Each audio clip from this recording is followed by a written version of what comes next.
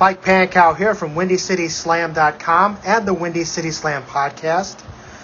In the summer of 2018, I had the opportunity to interview Road Warrior Animal at Wizard World Chicago.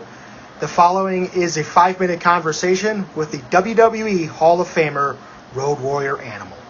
Wanted to hook up with you. So, Animal, people always build you from Chicago. You and Hawk are from Chicago, but you really grew up in Minnesota, correct? Well, I grew up my high school and teenage years in Minnesota. Okay. I was born in Chicago. You were? Yeah. Okay.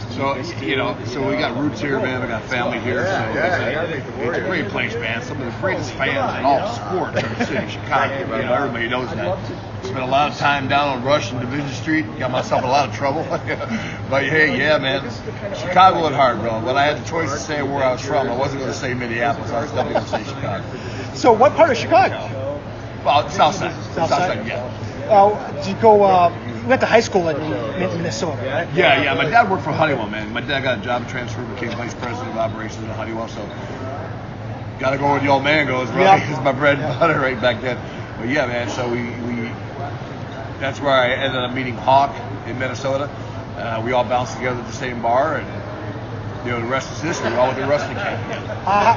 What camp did you end up going to? Was it for Ngania? Was it somebody else? No, man, it was Ed Sharkey. Ed Sharkey. Who trained Jesse the Body Ventura, our governor of Minnesota, former governor, and he was a bartender at the bar we worked at. You got to see this bar.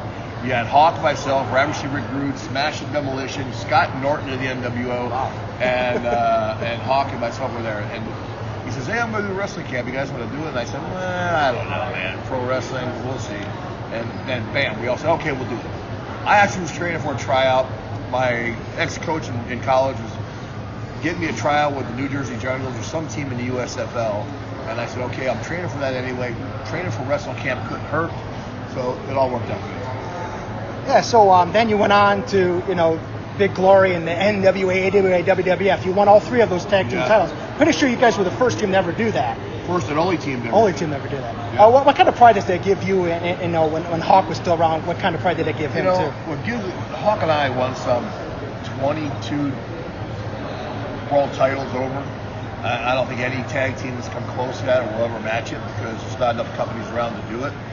And I'm talking all the way from freaking South Korea to Australia to Mexico to about 6 different companies in Japan, NWA, WWE, WWF, Georgia Championship Wrestling. So we were lucky, man. We were in the right place, right time, right opponent.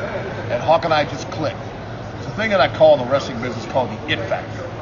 And when you have the it factor, Hulk Hogan had the it factor, The Rock's got the it factor, Stone Cold's got the it factor, Undertaker's got the it factor, Bruno Sammartino had the it factor, and the Road Warriors, I think they're the only tag team ever to have that it factor. Yeah. What was behind the face paint? What was the story behind that? Everybody, I believe, has got split personalities. You put the face paint on, another person comes out. But with Hawk and I, it's just exemplifying our feelings, it enhances it. So, it's the way we feel with the face paint on. We go out there, we're indestructible, man. We click together, and this is like, I put the spider on all the time. It's like, don't get caught in my web, web of the Warriors. So there's a meaning behind it. That's pretty cool. Oh yeah. And then last thing for now. Your son, James, former football player, is he still playing in the NFL? No, he retired. He did retire. 8 years in the NFL, broke the Rams' all-time tackle record. He's actually going into the Ohio State Football Hall of Fame here in September 8th. So, yeah, man, it's going to be it's a great honor to go into Ohio State's Hall of Fame. So, yeah, man, he's working for the Big Ten Network, doing some announcing, and runs the NFL Twitter account. So he's busy still with football. Now, is he thinking about getting into the business? Nah, man, he don't need it, bro. He made so much money. He's like the Hulk Hogan of linebackers back then. He made so much money. He doesn't need wrestling. I always thought AJ Hawk and him could get in business together and be the new Road Warriors. I know, right? Everybody calls him Little Animal and the Hawk. I've had a million people come up to me and tell me that. That was a great thing about Ohio State, especially when they are on the field together against Notre Dame. Hey, there's Animal and Hawk. It's kind of great. It's good seeing the fans too wearing the red shoulder pads and spikes in the audience. You and Johnny still close? Yeah, man, I text my brother all the time. He's so busy with his new family and everything else. You know what I mean? So.